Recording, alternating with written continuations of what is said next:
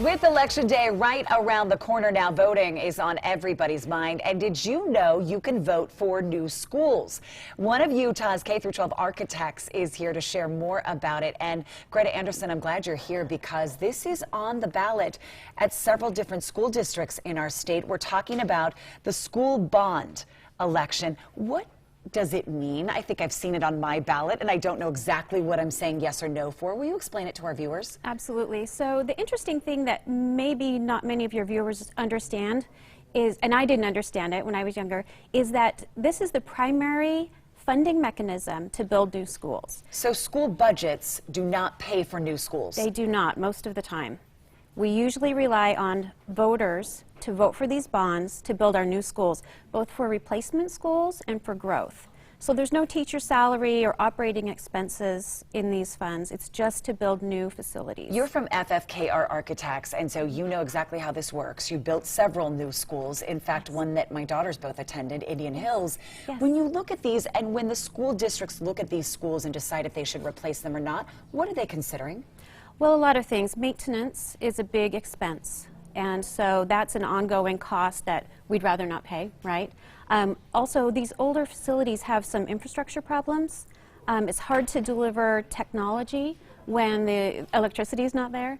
And also, seismic codes were very different when a lot of these schools were built. And they're written specifically to keep our schools safe in an earthquake. So we designed to that now. Have one of those earthquakes we did. Just this year. I haven't forgotten about it. I don't think anyone has. Those do happen in our state, and we do want our kids to be safe when we send them to school. Let's talk about Hillcrest High School. Okay. Is that finished yet? It's not finished. We have opened the athletics facility, so gymnasiums, locker rooms, and a field house. The new look for the schools is incredible. You and I were talking.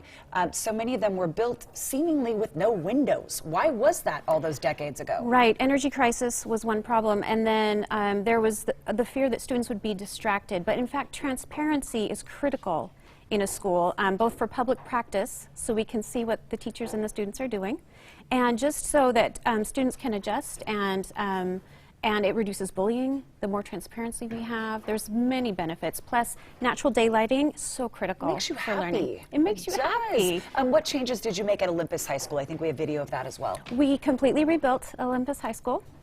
And one of the main features that I really like about our new schools is that we do student commons.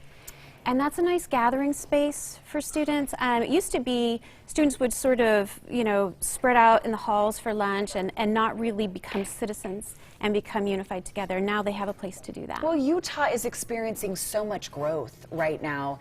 And a lot of our schools, would you say, are 60, 70 years old? Exactly, exactly. And those are the ones that are at the most risk, that won't perform well in an emergency.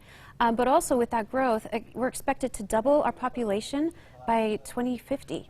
That's a lot more schools. That's a lot more schools and a lot more kids. A lot more kids. We need to start building. We need to invest in them and let them know that their journey is important. We need collaborative spaces. We need spaces for evidence-based learning that the older facilities just frankly don't. So Greta, you would say when our viewers see this on their ballot this year or next year, whenever you see it in your area, know that it's important, that you're making an investment in our kids' future. Absolutely. And remember, someone built a school for you to go to.